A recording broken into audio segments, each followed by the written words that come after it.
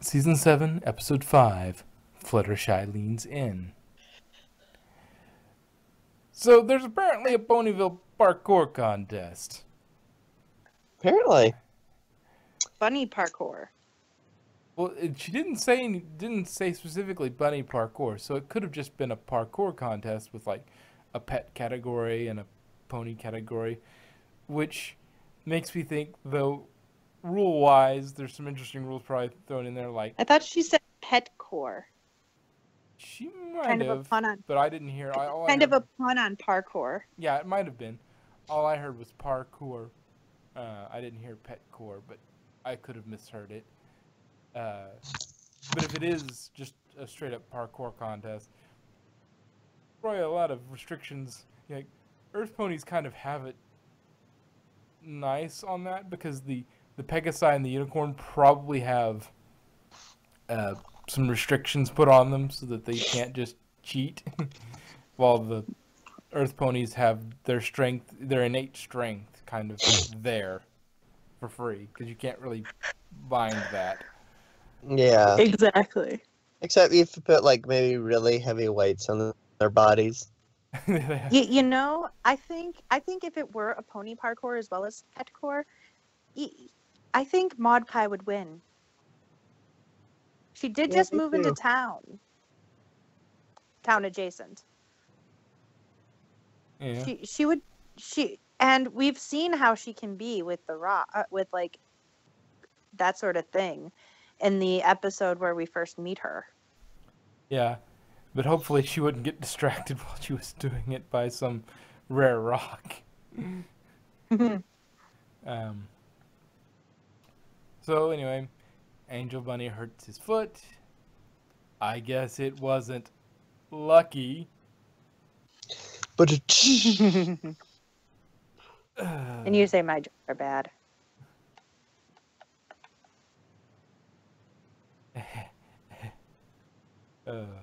Joker reference. Anyway, let's see. So Vet's name is Dr. Fauna. In the show, it's Dr. Fauna, but apparently for merch, her name is Maine Goodall. Merch never gets it right. What? I said Merch never gets it right. Oh, they just have two names generally. Merchandise. Oh. Yeah, for the merchandise, she's called Maine Goodall. For the show, she's Dr. Fauna. It's like Derpy is Muffin. Yeah. Yeah. Or Bubbles. I've seen her listed as Bubbles Bubble Yeah. Butt. because of the her cutie mark. Yep. So yeah, they're Bonbon is Sweetie Drops. Although they fixed that in the show. yeah. There's actually a canon explanation for that. Yeah. um, Agent Sweetie Drops. Wait, so any pony that actually has a different name outside of the show is a spy. That makes sense. Oh my. there's a lot Because- of spies She was- then. She was Maine Goodall when she was out, and she was once a famous anthropologist dealing with I don't think they were monkeys, probably wild horses or something. But then she decided to live her life in a nice, quiet town of Ponyville, and changed her name to Dr. Fauna. Yeah, because I doubt for like the main six like Rarity and stuff that they're gonna have a different name outside of the show. Unless, you have one of those not officially licensed stuff. Yeah, I've seen quite a few of those. Yeah. It all makes sense now. And just as this is an aside, this is just a quick aside, but why did the squirrel eat a cotton ball? I don't know. I'm surprised they didn't spit it out. Yeah, I was like, that squirrel is that a cotton ball? I mean, it's all it looks like. Did she Yeah, just I keep know. little balls of cotton candy or something? Was that fairy floss in Australia. Australia? And, well, the Commonwealth in general. I think they all call it that. Uh, America's the only one that does cotton candy because we've got to be different. I think Canada might call it cotton candy. Well, no. It's candy floss candy floss in the UK. In Australia, it's fairy floss. Yeah. So yeah. Yeah. Yeah, I knew it was floss of some sort. So, but yeah, the Commonwealth typically goes with some sort of floss. Or call it cotton candy. Because we got to be different. Let's see. Faunas. I'm flummoxed every day. There's more and more animals on my doorstep.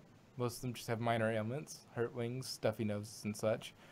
But the trouble is, even after they're all healed up, I can't seem to get these comfy critters to leave. Which sounded like a setup for... Easy breezy. Breezy. It sounded like a setup for her passing on her lesson from the Breezy's episode. Mm-hmm. But it didn't end up really being that. Yeah. That would have made a very short episode. Yeah. You just need to put your hoof down. Yeah. And tell them to go for their own good. Yeah, and your ass. Yes, well, I don't see. Donkeys wouldn't be there because they're a sentient animal. So. I thought it was kind of cool to see a giraffe. Yeah. Yes. So you'd think it would be sentient, but it would be like the ponies. It would have some sort of. I know. Be self-aware. I mean, the zebras are, and the cows are, and the donkeys are, and the goats and the sheep. I think. I think most of the artiodactyls are sentient. But not the giraffe. Yeah. I wonder if the deer and the antelope are playing. And if seldom is heard a discouraging word, and if the skies you must be all... staying at Fluttershy's cottage. Anyway, though somebody came up with a thing like they are actually sentient, they just pretend they're not, because they also have a huge lisp because they have their tongue is like giraffe tongues are ridiculously long. And so it'd be really hard for them to talk normally. So they just pretend they can't. See, they know if they start talking, then it's like, oh, you can talk? Well, go get a job. Yeah, go pay taxes and whatnot. As long as they stay quiet. Nobody knows about their lisp, and nobody asks them to pay taxes. Also, well, why is a giraffe there? Well, they said Did they follow Zecora? Well, see, I think, I think they came from all over the place to come there, apparently, because the sloth, we're told later, apparently comes from Western Equestria. Somehow the sloth got all the way from Western Equestria to Ponyville in this pretty much dead center of Equestria. Maybe they drove. Because as we see from Zootopia, those sloths drive way too fast. I just have this great mental image. Okay, in a red convertible, you have a sloth at the wheel with shades on, those kind of Rainbow Dash style shades, with one kind of hook on the wheel, and the giraffe is next to them with shades on as well. And they're just driving down this straight desert road, wind whipping their fur. Tongue dangling in the wind.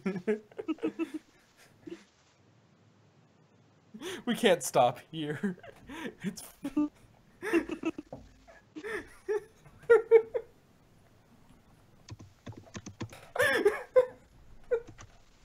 don't know why that's so funny. Don't cry. Don't die on us. Now, of course, the yeah, I can see that.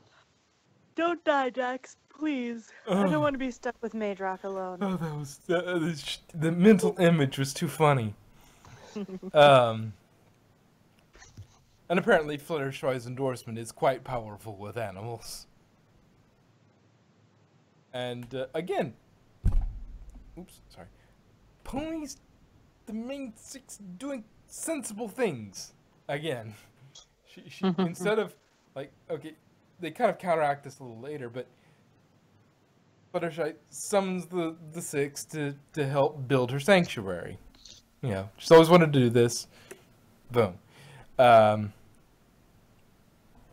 So she goes and gets them, and they go and get experts, but I'm going to say that they probably weren't the best experts to get. Because Yeah. if she really had a clear idea of what she wanted, none of them are really that useful. Because Yeah. No. Applejack I mean, brings... instead of hiring an architect, why don't you hire a carpenter? Instead of getting an interior designer for an exterior thing, Find an exterior You know? designer. landscaper. It's called. landscaper would have been Yeah. nice, or somebody who works for a zoo in like Canterlot or something. You know, Yeah. that knows how to You know, a landscaper, some carpenters, and instead of, well, the wrangler would have been nice, but she was too much of a cage person. That was the main thing. Yeah, well, she was all about the cages, though. She did have those little mini straw huts things that she could, like... Yeah. Those were actually something she liked, but... Yeah. But maybe instead of that, like you said, a zookeeper, or I had the idea in my head, but then it left. Ooh, A butcher. No. That's for after they build the sanctuary. Well, they have to clear out space somehow. Yes, when they stay too long, the butcher comes. And I hear bear jerky. That's how really they keep good. them from. That's how they keep them from Not staying really. too long. It's not. It's too tough and chewy. Anyway. And don't even get me started with deer jerky. That stuff is nasty. Well, deer is noticeably not very fatty, so if you want to cook venison well, you have to put it with something very fatty like bacon to make it really good. Ew, I hate bacon. Well, you just anything that gives you some fat. You need some fat. It's not the lack of fat that it made it taste bad. It was just too bitter, and like, not bitter, but too, like the texture was all weird. I had venison jerky. That is like the worst thing to make jerky. Yeah. I had some smoked venison, and that's pretty good. But anyway, I digress. Fluttershy would be appalled. Oh dear. Yes. Oh dear. Smoked. It's delicious. And made into jerky. Not delicious. But yeah, Wrangler, expert in animal enclosures, and apparently Applejack met her when she was doing Winona's sheep herding competition, which sheep are sentient, so it's like, convince us. Get your dog to convince us to move into a cage. Like, okay, get in the cage and my dog will eat you.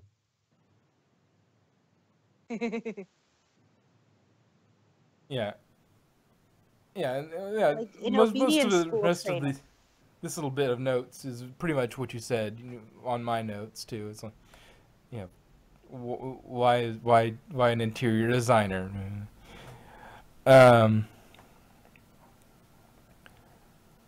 And she says that's because it's not. It's not. It's a sanctuary, a place that is safe but not restrictive, cozy but natural, a place where the animals can come and go as they please. Which makes them okay. And apparently, an animal sanctuary is a brand new concept, because she says it's never been done before. Really? An animal sanctuary? Well, in their world, a lot of these animals are sentient, so they just have houses. Yeah. Well, I don't know. Yeah, it just seems like this sort of thing would have happened at least once. But yeah, her. But at least the construction pony was using the trees. I wanted to slap him with one of those 2x4s. Yeah, it's like, I gave you one job. Listen to me. No, don't do that. No, bad. Stop. No. Don't cut down the trees. And yet she was more upset with the fact that the door was too small than the fact that he just killed a bunch of her animals' homes. He chopped down all those poor squirrel and bird homes, and she was upset with the size of the archway. I'm sorry, but I really wanted one of those ponies to ask, are we still getting paid? Like, no! What I do they like... weren't getting paid. One thing this was a favor for a friend sort of thing. I know. One thing that does stand out in this episode that is not out of character, it's just showing character growth, is that Fluttershy does show some assertiveness. Not too aggressive, just assertive when saying, no, this is not how it's going to be. You obviously ignored what I said. She was very reasonable about it. And so that was another big showing of her character growth, that she can be assertive. She can say, no, that's not what I asked. You have to do the things as I asked, because I'm the expert. Listen to me. You may be the experts in your fields, but when it comes to the sanctuary, I am queen. Sort of thing. And Fluttershy does it again when the Vein 6 start to meddle, and so, ooh, we could do this. Or, let's add a thing for the birds to fly in. It's like, no, listen to me. No. Although Ramdash's idea wasn't that bad. It was just a waste, though. It's like, it would just Which idea? There was some sort of putting some sort of obstacle course in for the birds and such. It's like, okay, well, it doesn't get in the way. It doesn't cause too much problem, but it's also wasted effort. It could be that sort of material and effort could have been placed into something much more useful. Plus, it's an animal sanctuary, not an animal. It's like a rehab center. Yeah. It's for the animals to get better and work on, and they're getting strong well enough again. to be out. So getting strong and fit again. So on the one hand, it could help a little bit with the birds, getting their wing dexterity back. But wing dexterity. But at the same time, it could also do more harm than good, because there is a very concise process with rehabilitation. And if you try to push them too hard, too fast, it could actually hurt them more than the initial injury. So if the birds are in there for, a broken wing or something, and they're like, oh, I want to do this race course, I want to, win, they could end up re-breaking it, or worse, unsetting it. Yeah. So we got So after all this, she brings in Big Daddy McColt for continuity and to help, um, which he actually listens to her and understands what's going on. You know, why didn't you just call him first? True. Because her friends suggested something else, and Yeah, I guess she wanted to they're give him a close, chance. you know. Give him a chance, They're but closer, you know. It's like instead of having McColts come from wherever they were again to all the way to Ponyville, they had somebody on site that could possibly do it. So it's like, all right, you're local, you can help enough. And you just remember in the big guns. Yep. let's see. So, and the CMC helped build something, and it doesn't immediately fly apart or explode. Yeah, they've gotten better, That's although because I'd be careful. it's because it was McColt's design, not theirs. Yes. Yeah. Let's see. Apparently, it's called Sweet Feather Sanctuary. They like throwing sweet in front of things in Ponyville, apparently. Yeah, they Yeah. do. I mean, if they called it like Salty Feathers Sanctuary, you wouldn't really find it interesting. Let's see. No, then you just got a bunch of cranky birds. Why can't I ever get this game to work? Just some character points. Possible thing. Well, you say that, but interesting thing one, just going through some of the cast, because when they have a bunch of new characters that are all kind of it's small enough I can go back and look at who's doing it.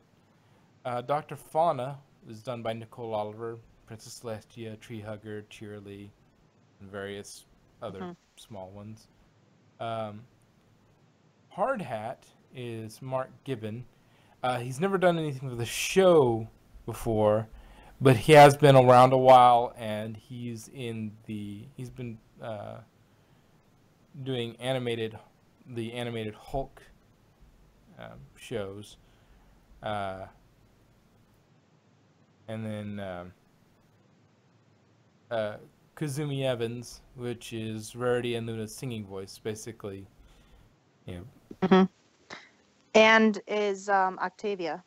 and Moondancer. Yeah. So Was she? I looked it up on IMDb. So No. Who was she playing in this episode? a Wrangler. Ah. Yeah. I didn't hear the Wrangler part. I may You not have just said it. I may have just been going on to the next part because I Yeah. lapsed for a second and forgot you can't see this. Can't see what I'm looking at. Yeah. Let's see. But overall thoughts? Not a That was a good show. I mean, a good episode. yeah. It was.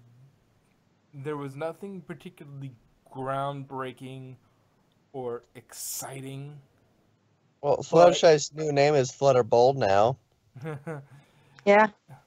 But yeah, there's nothing particularly new or exciting with it. But it was just a really solid character piece for Fluttershy as kind of a graduation of what she's done. She may also step back and have moments of timidity as well. I mean, Yeah. her character arc has always been she takes a step forward, but then she might scoot back just a little bit, take a step forward, scoot back a little bit. She's not like one solid progression. She's, you know, she'll have her insecurities here and her insecurities there, but she's kind of moving forward, and this was a good time for her to show, hey, I'm assertive now. I'm me. I'm doing what I need to do to But overall, good episode. Well written interpersonal stuff. And Again, I gotta no. say, ponies build things fast. Yes. Hmm. And perhaps they used off screen. They used the power of the montage. That is very powerful. Yes. That's about all I had to say. It is the great Yeah, same here. montage. Yeah, that's pretty much all I got too.